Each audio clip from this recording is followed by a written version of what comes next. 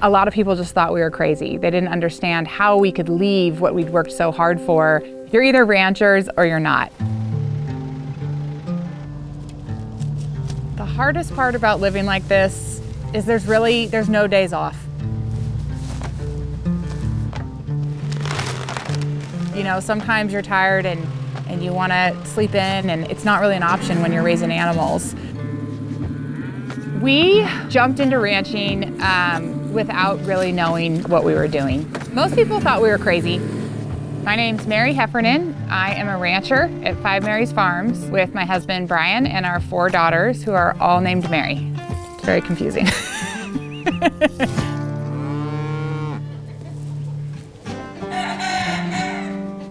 5 Mary's brand started when we bought this ranch 7 years ago. We thought that this would be a weekend project, and it became our lifestyle pretty quickly. The first year was really hard. The first 2 years was hard. It's still hard. It's been a grind, but it's good. I got a great business partner, my wife. We're not quitters, and we push hard, and we always say nothing's easy. Mary and Brian both come from the Bay Area, and they met there. Yeah, they came from San Francisco. Brian was a lawyer. Still am a lawyer, actually. I still pay my dues every year. And she, what did she do?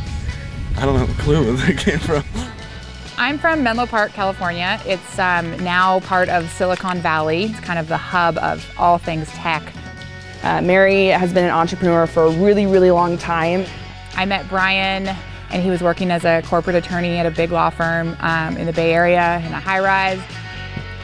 We had restaurants in the Bay Area. We were looking for small farms to work with to source great quality meat. They couldn't find the quality of beef that they wanted to sell in their restaurants. And we just found a lot of inconsistencies and said, you know, let's just do this ourselves. So we jumped in with both feet thinking we're gonna raise our own cattle for exactly what we wanna do to provide for our own restaurants. So Fort Jones is a very rural part of the state. Very small town. There's no stoplights, there's one stop sign.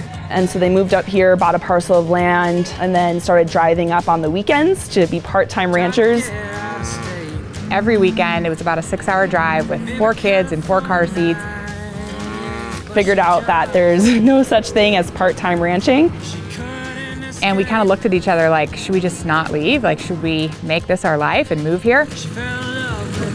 A lot of people said we were crazy. Stepping off, we had a good thing going down there, and really, you know, branch out to somewhere very rural. People thought we were nuts, but. And it was the easiest decision we've ever made. It just felt right. What wasn't easy was undoing the life we'd already created. So we had to sell our businesses. Brian closed his law firm. We sold our house, and we just went all in on ranching. We knew that the only path that would work for us to be first-generation ranchers would be to sell our product directly to our consumers.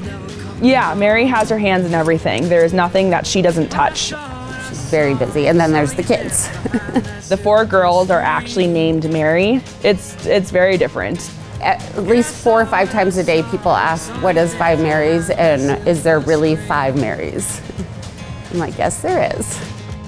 We have grandmothers and aunts on both sides of the family who are strong Mary names, and we wanted to carry on that tradition. Mary Frances, Mary Marjorie, Mary Jane, and Mary Teresa. That was an easy sell. I got Mary, and I got 4 daughters, all named Mary. I came up with it. It makes people remember us, though. You know, the crazy people that named all 4 of their kids Mary, or I'll get a lot of comments like, who do you think you are, George Foreman?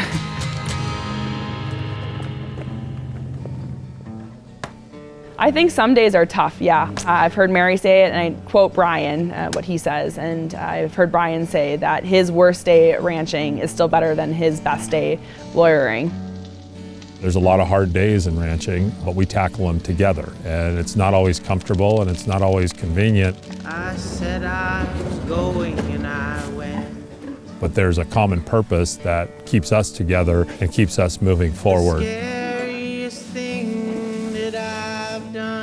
There were things in the beginning that definitely kind of stopped you in your tracks, like, wait, this is a huge obstacle, like how are we gonna get through this? And you just have to keep pushing forward. You appreciate those hard times as a family to keep you together. I said I was going.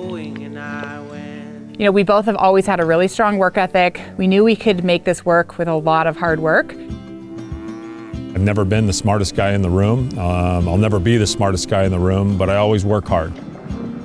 I think there's purpose in the day-to-day interaction with nature. And the winds are there, and the winds feel bigger even though they may not to other people.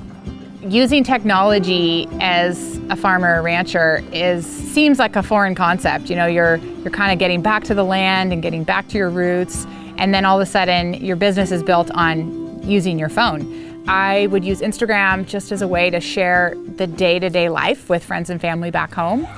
And it started to grow into an audience that wanted to see this journey with us. She always has big ideas, and she sees something, she sees a need, a fill, and she jumps into it. Mary is one of the most hardworking, determined, very, very creative people that I've ever met in my life. She doesn't have an off switch. We just keep going. We have a lot of projects, and we have a lot of irons in the fire. I like to think progressively by finding new ways to do things. And I think I have a unique perspective because I wasn't born doing this. See, this is why it's good we don't do the interviews right next to each other, because, you know, both I'll sit there and tear up. Mary drives me to be the best person I possibly can be in all aspects, whether it's working, being a dad, everything I do. I'm just lucky, like I say, I married up. Brian and I like to push things farther and to grow what we're doing here. The old town bar was kind of worn down and beat up. That went up for sale, and we said, well, someone needs to do something with that place. We kind of talked ourselves into it and got back into the restaurant business. Yes, the restaurant's very good. We have a lot more experience in that field. You know, we're selling our own meat in the restaurant. The animals we raise here on this ranch are what we're running through the restaurant. The bourbon bacon burger or the brisket sandwich. Our business just keeps getting busier and busier. We're into our slow season and we haven't slowed down. We're only picking up. I could never see us moving back to the city. And my kids, they could never imagine it now being here. You know, they were so little when we moved here. We go back to the city now to visit friends or family, and it's just such a different world for them. And they love and appreciate this wide open space where they live. You know, it's not really a choice, it's what we do. And once it's what you do, you keep doing it. I get a lot of satisfaction in ending the day tired and feeling accomplished. We're only the third owners of this ranch in 160 years. And when you think of the history of who's walked this land, it's pretty amazing and awe-inspiring. But we never expected it. You know, I hope when I'm 85 years old that Mary and I are out here checking cows just like we are now, and making sure that we can do our best to feed America. In this day and age, living off the land is pretty unique. Not many people in America are doing it anymore. You're using the land to provide for your family and even maybe provide for others. My favorite part of doing what I do is I get to work real closely with my wife and kids. I think it creates a common purpose for our family and building something that other people connect with. Proud of what we do. It's such a beautiful and valuable resource. You know, here on this land, we're able to feed tens of thousands of families a year. And when you take care of the land and respect it, it will provide for you. And I think that's a pretty special thing. We don't do anything unless we're proud of it, and we don't do anything halfway, and the quality in every single cut to every single customer matters tremendously. You can really find new and progressive ways to grow your business no matter where you live, which is pretty amazing. But no, I don't have any regrets.